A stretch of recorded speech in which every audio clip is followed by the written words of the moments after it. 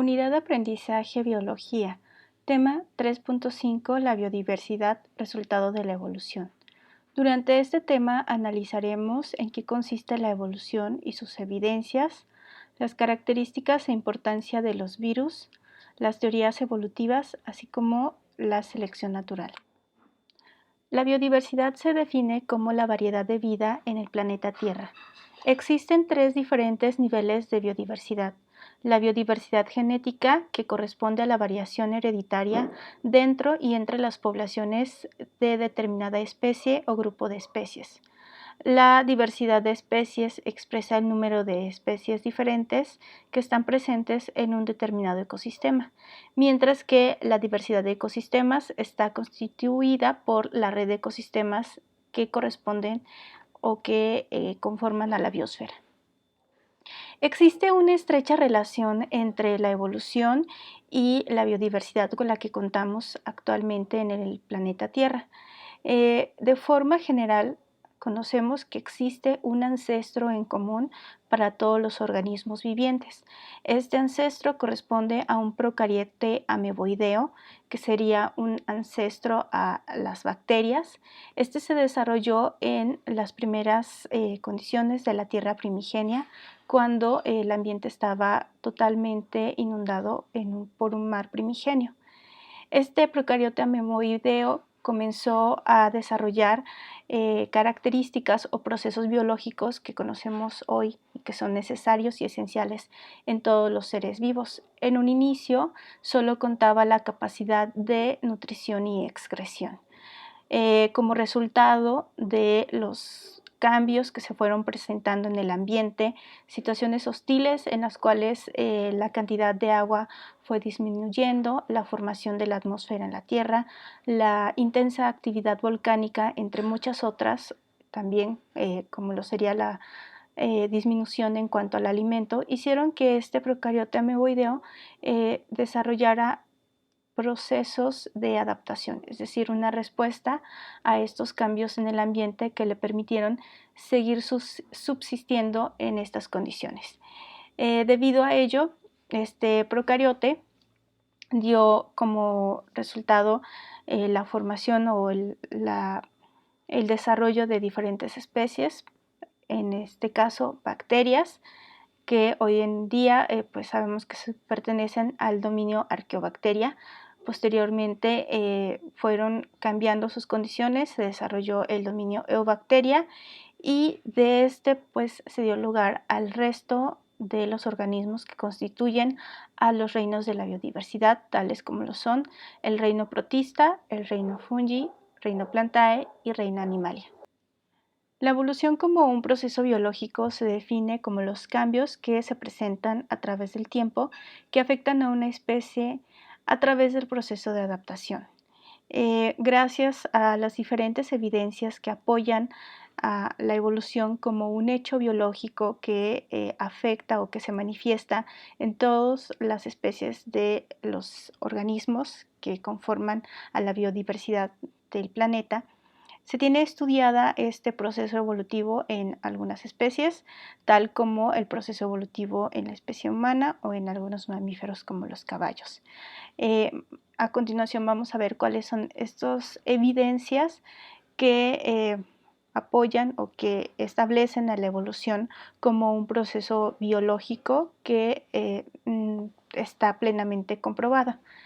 ¿Por qué? Aunque la evolución se determina como un proceso biológico que ocurre en los seres vivos, es que existen diversas teorías evolutivas para estudiarlo, si es que ya está comprobado. Pues bien, sabemos que una teoría evolutiva explica el proceso evolutivo de las especies. Si bien sabemos que la evolución es un hecho biológico, el proceso a través del cual se lleva a cabo continúa siendo estudiado, debido a que la forma en la que cada especie responde a los cambios que se presentan en el ambiente y que estos cambios generan una adaptación, la forma en la que cada especie se adapta es distinta. Y debido a ello es que el proceso evolutivo no es general o sigue una pauta específica en todas las especies. Entonces, por ello es que cada una ha desarrollado diferentes teorías que explican este proceso biológico. A continuación analizaremos las diferentes evidencias que apoyan a la evolución como un hecho biológico. Dentro de esta se encuentra el registro fósil, que son porciones de organismos que hicieron una conversión de materia orgánica en inorgánica y que debido a ello puede preservarse a través del tiempo. Tales son como las estructuras óseas, las inclusiones en resinas de organismos y las huellas o impresiones de diferentes organismos, algunos de ellos que existieron en la antigüedad y que el día de hoy pues únicamente quedan estos registros para evidenciar su existencia. La anatomía comparada, que establece, por ejemplo, las estructuras análogas, que son aquellas estructuras que tienen diferente origen evolutivo, sin embargo tienen una misma función. Por ejemplo, las extremidades en el topo, que es un organismo que habita o tiene una forma de vida de enterrarse en el suelo, y el grillo topo, que también presenta estas patas excavadoras que son similares a la del topo como mamífero, debido a que ambos presentan un mismo hábitat y también características o hábitos de vida. Son organismos que al estar en diferentes especies van a tener un origen evolutivo un tanto divergente o distinto, pero tienen una misma función en el caso de sus extremidades. Y por lo contrario, las estructuras homólogas en organismos que tienen un mismo origen pero diferente función. Por ejemplo, en los delfines, que son un mamífero, y sus extremidades que fueron modificadas en forma de aletas. Y en el caso de los murciélagos, que llevan a cabo una vida aérea, en diferencia con los delfines que son acuáticos, desarrollaron estas extremidades como una ala. Ambos tienen un mismo origen, puesto que ambos son mamíferos, pero sus extremidades, al llevar a cabo o presentar un hábitat distinto, uno que es acuático y otro aéreo, presentan funciones diferentes.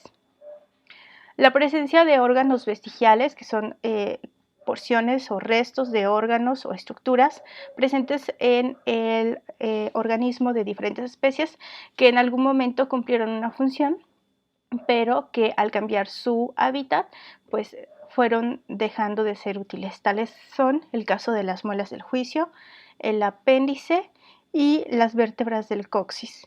En el caso de las muelas del juicio, pues estuvieron presentes porque en algún momento la forma de vida de los primeros organismos humanos se alimentaban de carne cruda y para poderla masticar correctamente, pues necesitaban estas piezas dentales. Esto es cuando aún no se tenía la utilidad del fuego para cocinar los alimentos. El apéndice, en algún momento fuimos organismos arborícolas y que nos alimentamos de semillas y frutos, y para llevar a cabo esta digestión correctamente se tenía esta estructura. Y en el caso de las vértebras coxígeas fueron en algún momento lo que se conoce como una cola prensil, debido a esta forma de vida arborícola en el primate que dio origen a los seres humanos. Dentro de las evidencias también tenemos las biogeográficas, que comparten la distribución de diferentes especies que están cercanas físicamente dentro de los biomas en la Tierra.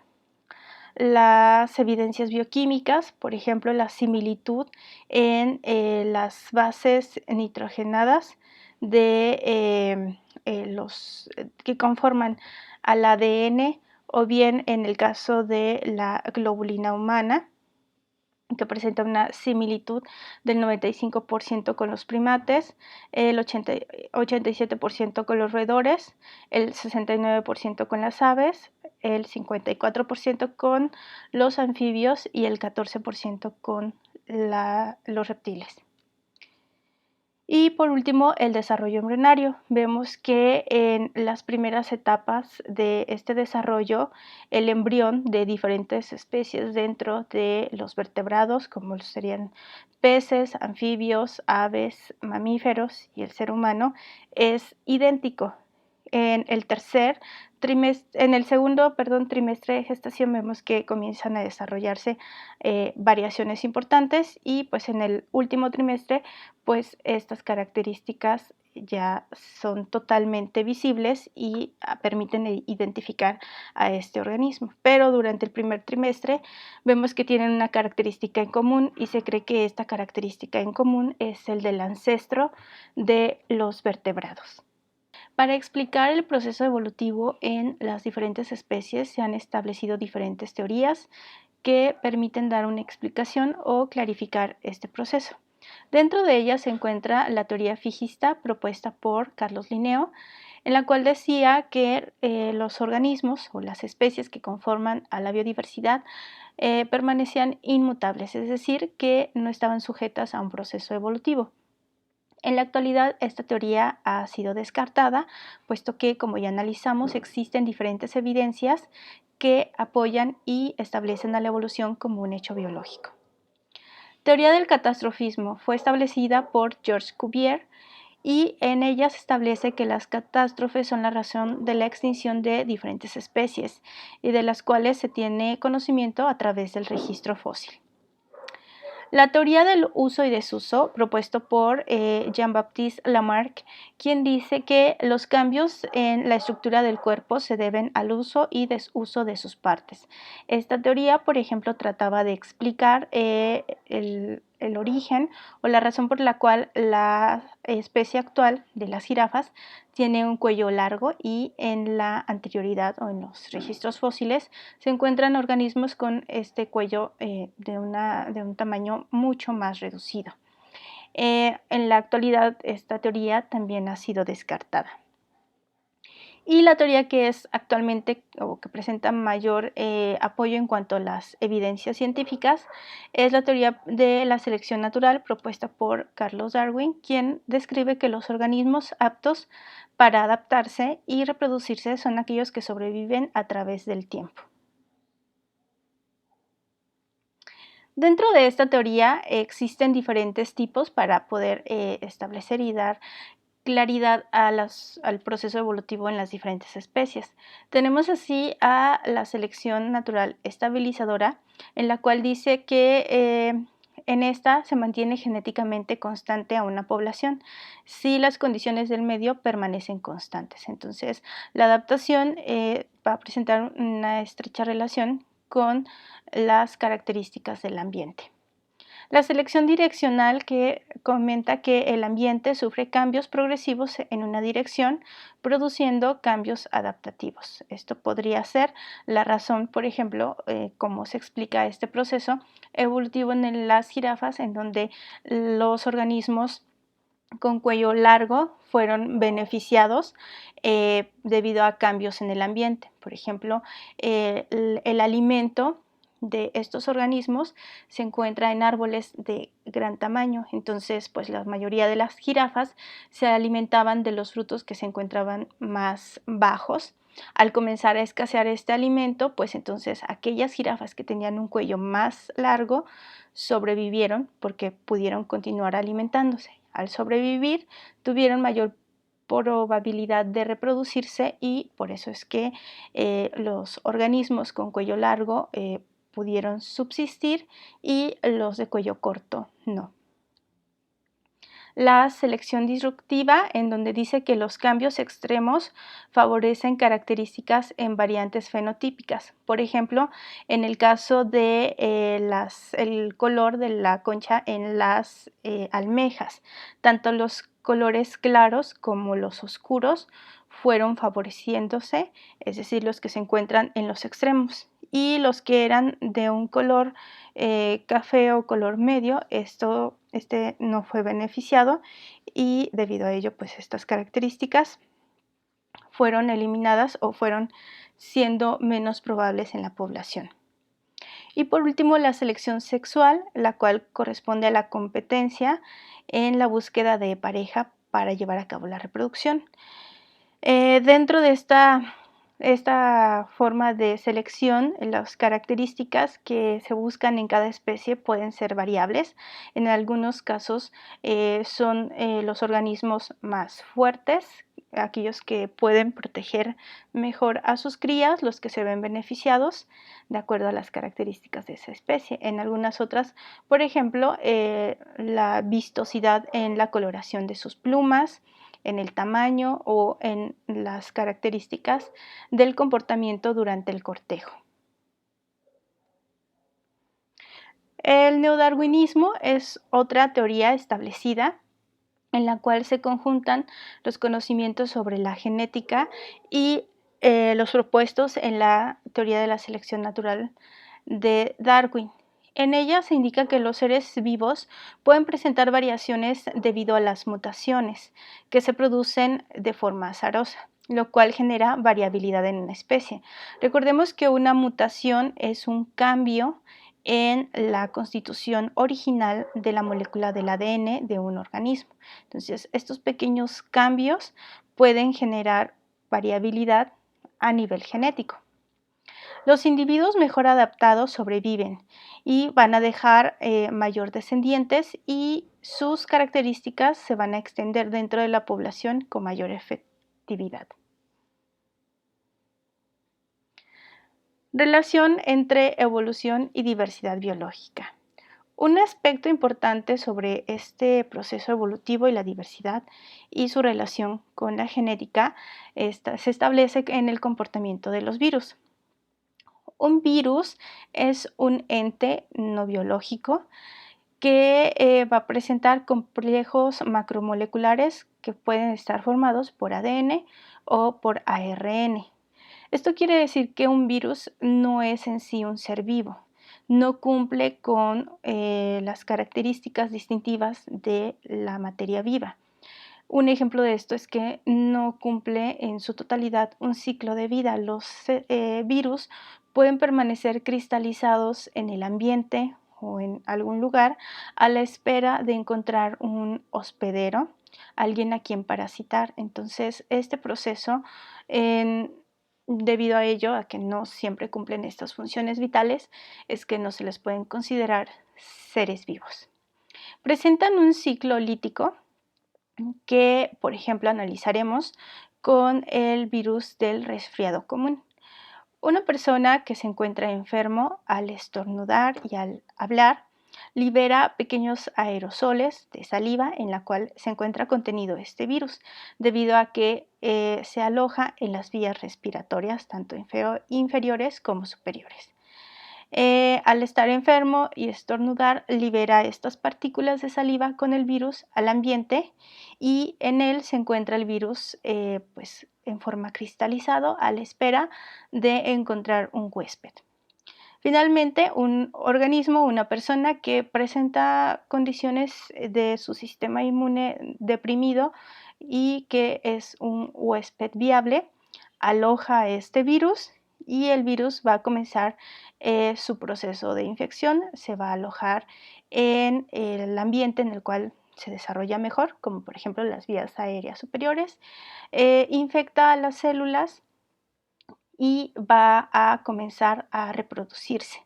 Como resultado de esta infección, la persona comienza a sentir mal debido a que los componentes del sistema inmunológico van a tratar de comenzar a defender a este organismo y debido a ello pues se dan todas estas reacciones de fiebre, dolor de cuerpo y malestar generalizado.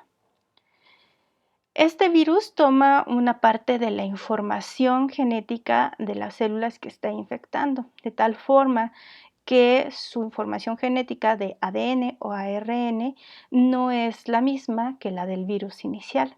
Se ha formado un nuevo virus, por así decirlo, con pequeñas y minúsculas variaciones, pero que al final, al comenzar a infectar a una gran cantidad de los miembros de una población, pues puede generar tasas de mutación altamente cambiantes. y al liberarse al ambiente, en esta persona cuando está enferma, pues va a liberar otra vez este virus que va a quedar cristalizado. Sin embargo, el virus que se ha liberado es un tanto distinto al virus original. Como ya vimos, pues durante este proceso evolutivo se ha dado lugar a la diversidad biológica que tenemos hoy en el planeta. Así tenemos a los dominios de la diversidad en el cual se encuentran los organismos con células de tipo procariota. En él se encuentran las eubacterias y las arqueobacterias. En ambos casos van a ser organismos con células procariotas que van a tener o van a llevar a cabo la reproducción en forma asexual y en su mayoría pues vamos a tener tanto organismos que se encuentran en hábitats hostiles como de vida libre, algunas también van a ser parásitas. Respecto a los organismos que presentan células eucariotas, todos ellos se encuentran agrupados en reinos de diversidad. Entonces, la diferencia entre un reino y un dominio es que en el dominio se encuentran organismos con células procariotas y en los reinos organismos con células eucariotas. Dentro de estos se encuentra el reino protista, que está integrado por organismos que pueden ser unicelulares o pluricelulares, de nutrición heterótrofa y algunos autótrofos. Todos ellos van a ser acuáticos, va a haber algunos que sean de vida libre y otros parásitos. En el reino fungi vamos a encontrar organismos, todos ellos con nutrición heterótrofa. Algunos van a ser parásitos, otros de vida libre y llevan a cabo tanto la reproducción sexual como asexual. En el caso del reino Plantae, vamos a tener organismos que llevan a cabo la nutrición autótrofa y pueden llevar a cabo tanto la reproducción en forma sexual como asexual. Y en el reino Animalia vamos a tener todos ellos organismos que son heterótrofos, van a llevar a cabo tanto reproducción asexual en el caso de los invertebrados. En el caso de vertebrados, la mayoría de ellos, casi en su totalidad, reproducción sexual.